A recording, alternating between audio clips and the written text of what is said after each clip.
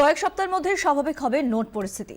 সংসদের public accounts কমিটিকে আশ্বাস রিজার্ভ ব্যাংকের গভর্নর উর্জিত প্যাটেলের। অনলাইন লেনদেনের খরচ কমানোর চেষ্টা চলছে বলে জানিয়েছেন তিনি। এক ঝটকায় বাতিল 500 আর হাজারের সব নোট। নোট সংকটে জেরবার মানুষ। 8ই নভেম্বরের পর থেকে তাই দেশ জুড়ে মানুষের প্রশ্ন, কবে স্বাভাবিক হবে হাল? আদৌ কি ডিজিটাল অর্থনীতির জন্য প্রস্তুত ভারত? এসব নিয়ে দেশজোড়া বিতর্কের মাঝেই সংসদের পাবলিক অ্যাকাউন্টস কমিটিতে হাজিরা দিলেন reserve bank governor Urjit Patel সহ অন্যান্য কর্তারা।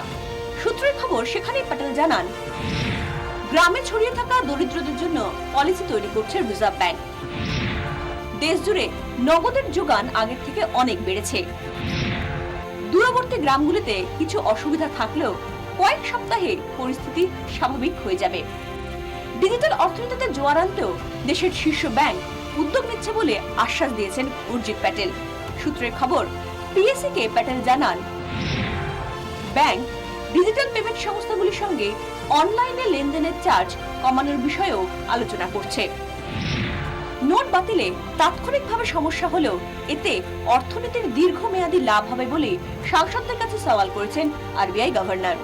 তবে উর্জিত প্যাটেলকে কি প্রশ্ন করা হবে তা নিয়ে এদিন দীর্ঘ বিতর্ক বেঁধে যায় পিএসসির সদস্যদের মধ্যে।